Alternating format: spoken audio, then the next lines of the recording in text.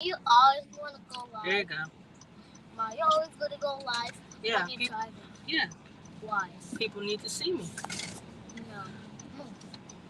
Hey, you want to say hi, Belle? You want to say hi? Bellamy has some news for y'all. She done lost another tooth, so big girl lost another tooth. Yay! No. Okay. It's not fun to lose my tooth.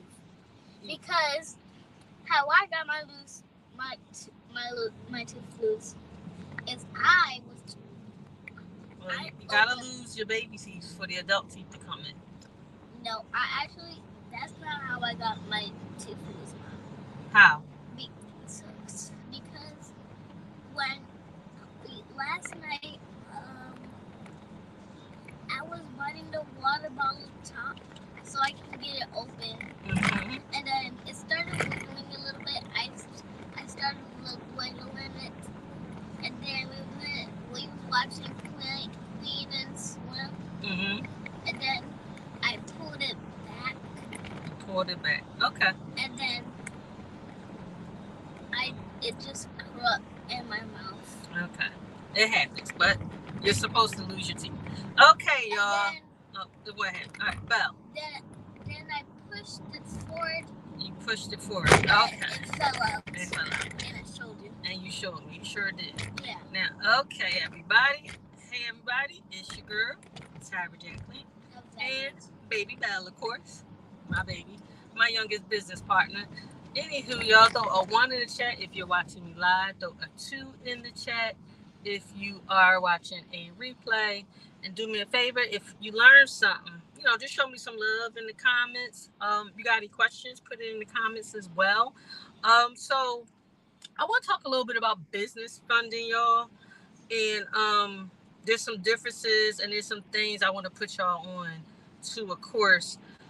First of all, any business can get funding, but it's different types of funding out here.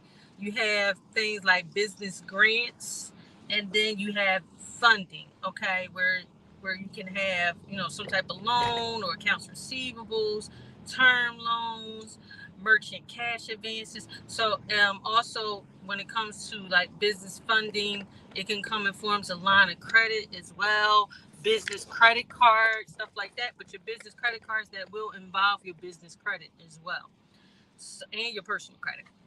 Okay, so let's talk a little bit about that.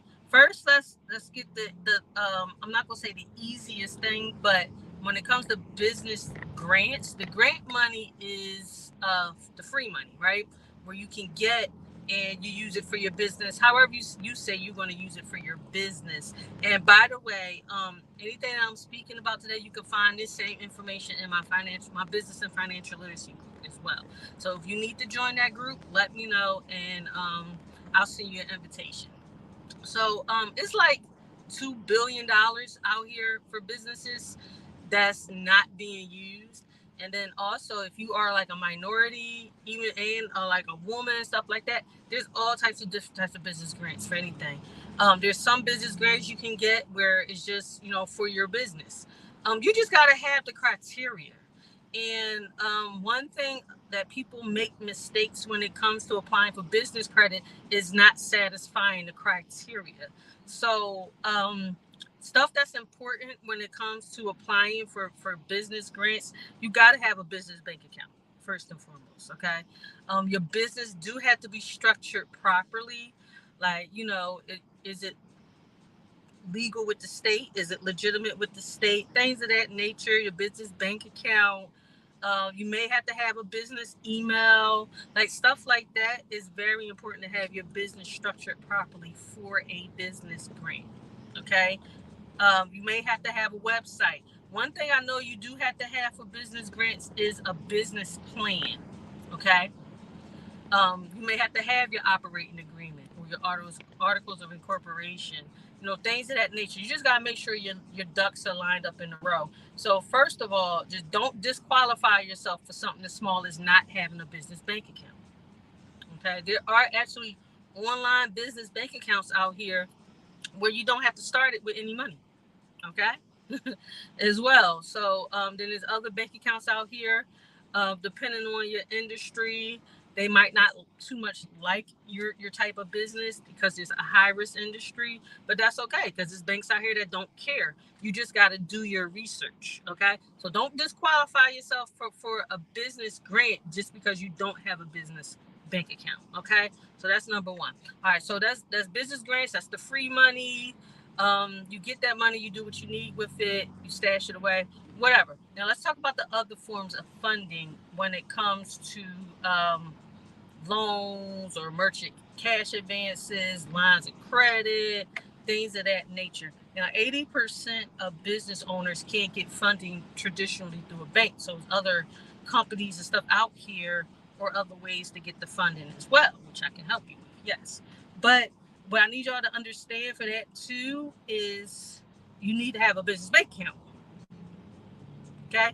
Even if you are out here just doing Uber and Lyft or DoorDash, stuff like that, you can get funding for your business like that as well. The only catch is you're limited to how much you can actually get based on how much you make, number one, and whether or not that's going to a personal or a business bank account. So I want to say this for those of you who do participate in the gig economy, make sure you separate your money.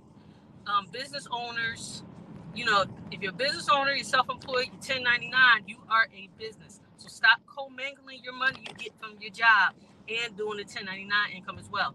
Get a business bank account for your 1099 income. DoorDash, all that stuff, that's 1099 income. That is business income where you can take all the write-offs and stuff like that.